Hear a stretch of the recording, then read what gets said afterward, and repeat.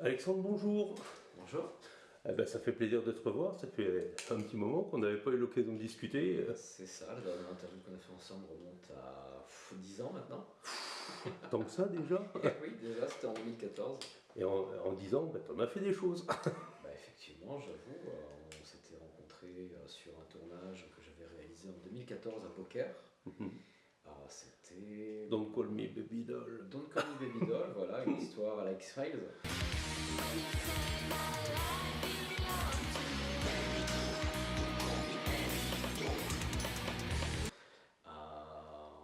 C'était peut-être mon quatrième clip, je dirais. Aujourd'hui, on en est au 13e ou 14e. Ouais. J'ai perdu le compte. Bon, après, les budgets ne sont plus les mêmes non plus. Donc, on a un peu moins par année, mais on essaye de mettre plus de budget dans moins de clips de façon à avoir quelque chose un peu plus professionnel, on va dire. Ok, alors musicalement, Lexing, ça en est où? Alors, Lexing, bah, ça continue son petit bout de chemin. Je rappelle que ça existe depuis 2009, que j'ai commencé tout seul. Il y a eu un premier album qui a été enregistré et qui est sorti en 2013-14, je dirais. Aujourd'hui, on va sortir le sixième. Voilà, il y a eu le Covid malheureusement en plein milieu qui a retardé pas mal de choses. Mais là, il est terminé. Donc, d'ici quelques mois, on doit rentrer en mix master en février. Donc, le dernier album est sorti en 2022. Il y a eu beaucoup de retard parce qu'il y a eu une tournée mondiale. Donc, du coup, Oui, parce que maintenant tu tournes dans le monde entier, quoi. du coup, on essaye. On essaye, donc là, rien que sur les 3 dernières années, il y a eu 2 ou 3 tournées européennes, il y a eu une tournée au Mexique, il y a eu le Canada, il y a eu Cuba, on devait faire une tournée aux USA, malheureusement celle-ci est reportée parce que le fait d'avoir été à Cuba, ça m'a fermé les portes des USA pour 2 ans. D'accord. Voilà, c'était pas prévu, ça nous est tombé un peu sur... on n'a pas prévu. Ouais. Voilà. Manque d'informations, donc du coup on s'est engagé, et une fois qu'on a eu nos visas, en fait, c'était trop tard pour faire machine arrière. Donc il a fallu sacrifier la tournée américaine. Il a reporté à 2026 au bas mot, sachant que je suis déjà réinvité à Cuba en 2026. Donc ça voudrait dire qu'il faudrait que je reporte les USA à 2028 ou alors que j'aille aux USA avant et que j'aille à Cuba après. On verra. Mais ce qui veut dire que partout où tu passes, tu laisses ton empreinte si on te réinvite. Oui, bah écoute, Cuba ça a été une sacrée expérience qui mérite d'avoir été vécue. Je remercie d'ailleurs les musiciens qui m'ont accompagné sur cette tournée parce que je suis parti tout seul. Donc exceptionnellement, ce sont des musiciens cubains qui ont appris mes morceaux et qui ont fait la tournée avec moi. Voilà.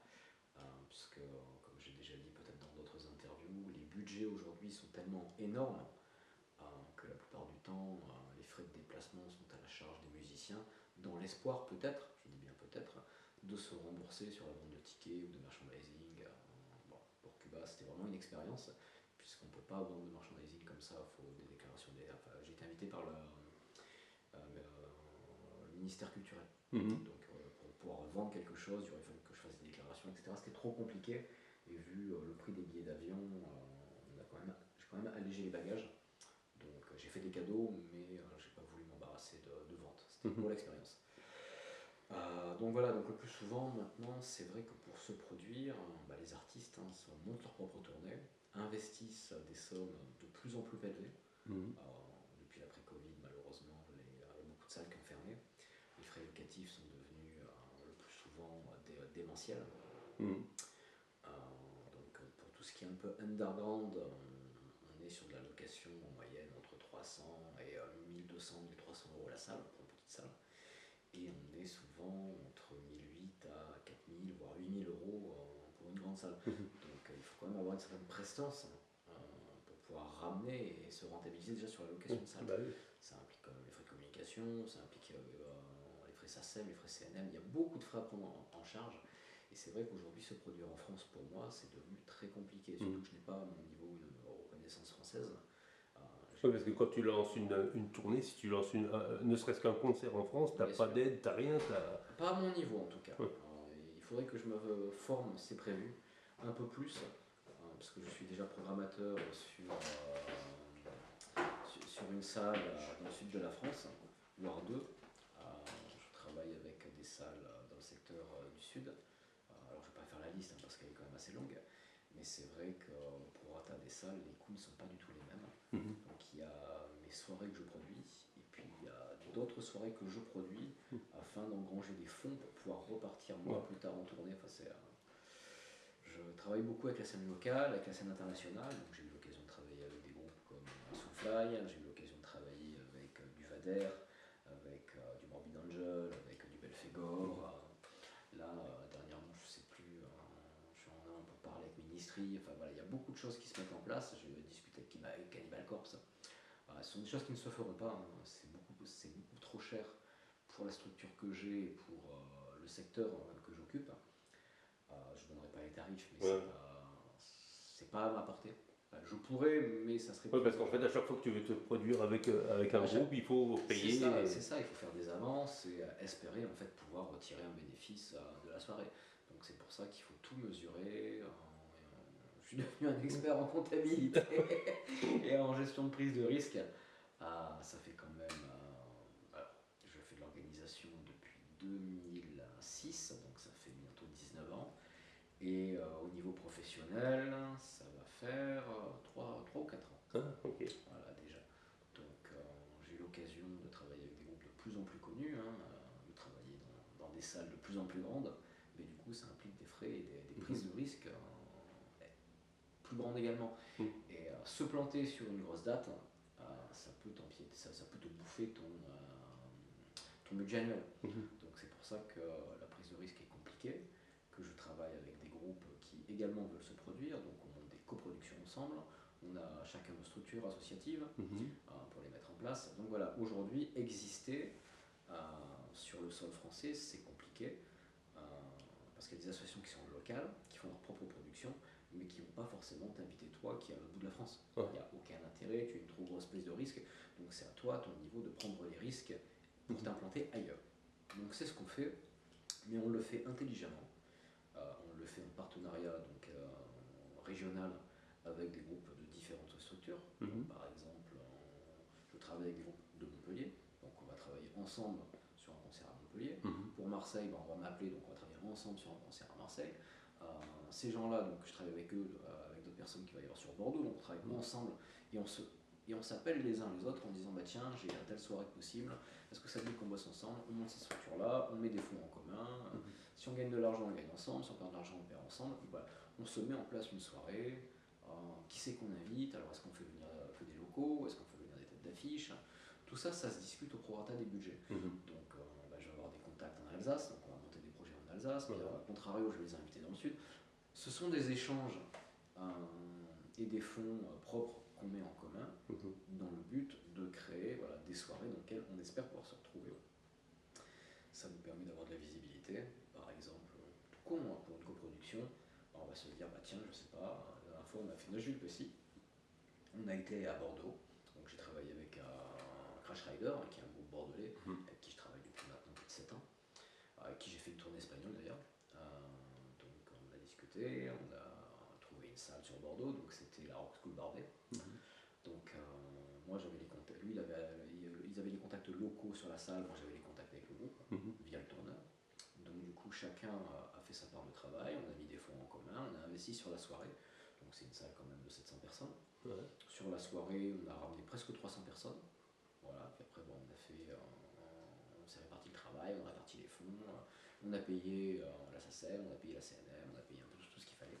Et on a fait le bilan de savoir si c'était positif ou négatif. Bon, ça c'est entre nous, on ne rentrera pas là-dedans. Mais en tout cas, ça a permis d'avoir accès à une grande salle, parce que des salles sur Bordeaux, il n'y en a plus beaucoup. Alors celles qui restent sont extrêmement chères. Et la Rock School fait peut-être partie du médian. Et sur du médian, on est déjà sur plusieurs milliers d'euros de location.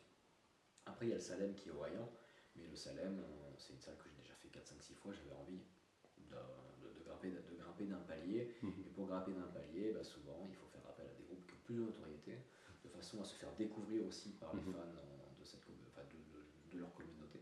Puisque c'est ça finalement, puisque quand moi je vais à Bordeaux, j'y vais à peu près une fois par an, c'est toujours les mêmes, trentaine, soixantaine de personnes qui viennent. Et il n'y a pas forcément cette notion de découverte à chaque fois, où les gens n'ont pas forcément envie d'eux. Ou peut-être que la com n'est pas assez bonne, il peut y avoir plusieurs facteurs. Et pour avoir ce désir en fait de se faire connaître par le plus grand nombre, et ben, le plus souvent, il faut prendre des risques. Mhm. Voilà. Et c'est en prenant des risques que l'an prochain, je l'annoncerai dans quelques mois, c'est en cours de discussion, mais je suis programmé sur des arènes romaines à Bucarest, Mhm. je suis programmé peut-être, c'est en cours de discussion en Nouvelle-Zélande, sur des stades, ou alors à Taïwan, sur des stades, enfin il y a des choses qui se mettent en place, c'est en cours de négociation, c'est en cours de discussion. J'ai une tournée en avril qui se fait au Japon, j'ai des discussions pour le Tibet, j'ai des discussions pour la Corée du Sud. Alors, on m'a proposé le Venezuela, on m'a proposé le Brésil, donc tout ça, il faut le réfléchir. Ouais. Ouais, en fait, il faut prendre le risque, mais il faut gérer le risque.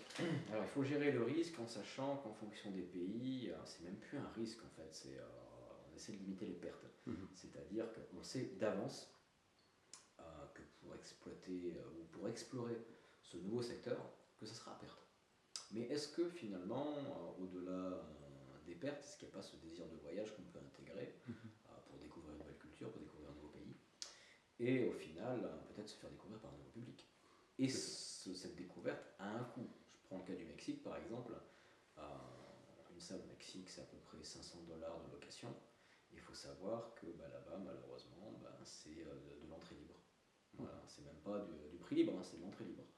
Donc il a fallu louer des salles pour se produire, dans l'espoir que des gens viennent nous découvrir, dans l'espoir plus tard de se faire inviter sur d'autres festivals, etc.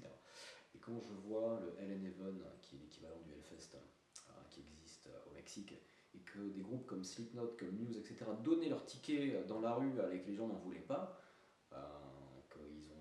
ils ont perdu, c'est un festival qui a perdu énormément d'argent, je crois qu'il y a un tiers des groupes qui ne s'est même pas déplacé tellement justement le festival avait un déficit financier. Quand on voit aujourd'hui que même gratuit pour des superstars, entre guillemets, les gens ne se déplacent pas, pourquoi les gens se déplaceraient pour eux? Donc voilà, donc ce sont des risques. Après le Mexique, c'était une expérience formidable que je réitérerai, je l'espère très prochainement. Donc du coup là, on m'avait proposé, suite au Mexique, on m'a proposé Cuba. Suite à Cuba, donc j'ai été réinvité à Cuba, je n'ai pas encore accepté, mais de là, on m'a proposé le Venezuela, on m'a proposé le Brésil. Donc sur le principe,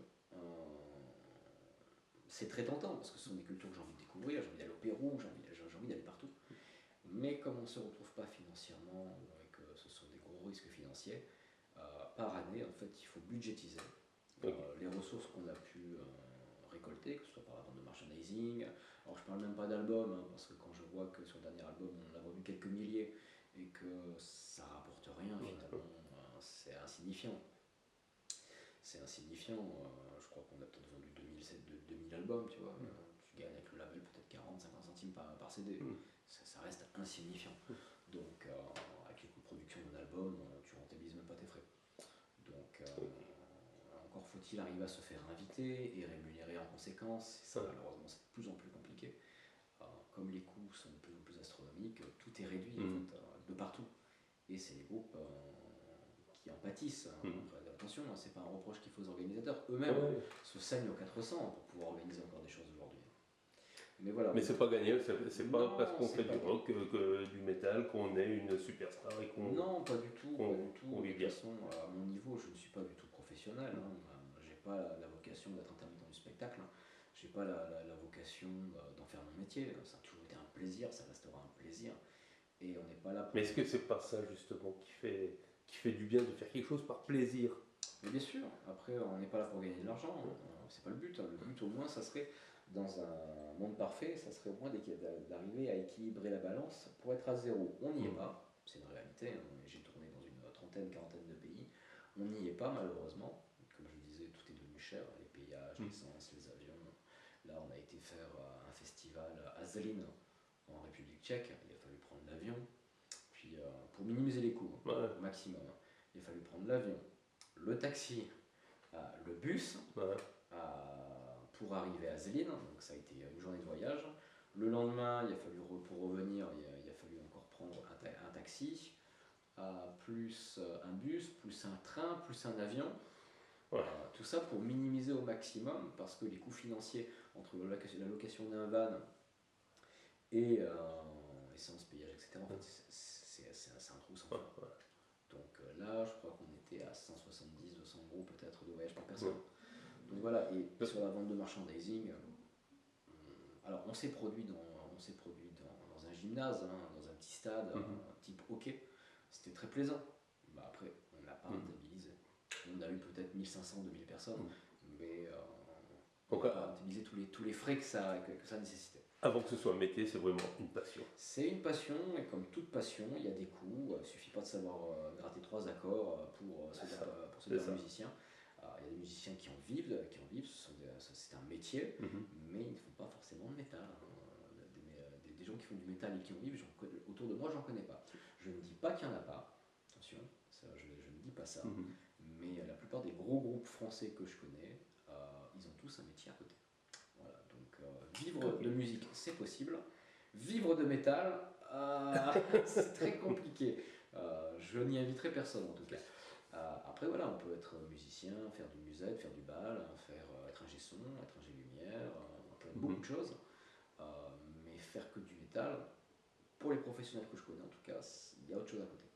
Ok, eh ben, écoute, on va te souhaiter le meilleur pour cette nouvelle année qui commence. Hein. Je te remercie. Une bonne année à toi, bonne année à Lexing, et puis on espère pouvoir continuer. En espérant vous voir bientôt sur scène.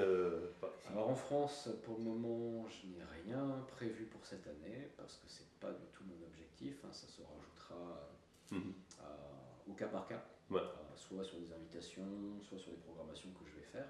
Le plus souvent, ma priorité étant quand même de voyager. Là, comme je le disais, il y a Taïwan de prévu. Si c'est pas Taïwan, la Nouvelle-Zélande. Donc ça fait déjà des sacrés budgets. On est en direct avec une tournée au Japon. Derrière, il y a la Bulgarie qui arrive, la Roumanie qui arrive. On m'a proposé la Turquie, le Tibet. Enfin, il va falloir trier tout ça et arriver à un consensus. Oui, surtout essayer de découvrir de nouveaux horizons. Puisque 2024, on a quand même fait la tournée avec Soulfly, on a fait la tournée avec Marduk. Donc il y a des choses qui sont proposées, mais on ne peut pas dire oui à tout. Voilà, il faut rester intelligent, arriver à se faire plaisir. On a tous des métiers à côté, donc on a tous des familles, simplement des enfants. Il faut arriver à jongler avec tout ça. Donc pour la plupart d'entre nous, c'est pas souvent pendant la période des vacances. Mais malheureusement, nous sommes dans des régions différentes, donc nous n'avons pas les mêmes catégories de vacances. Donc voilà, il faut arriver à jongler entre la famille, le travail, les amis, les enfants, le boulot, l'entente, pour arriver à faire des projets. Voilà. Ok, eh ben merci, bon courage, et puis à bientôt.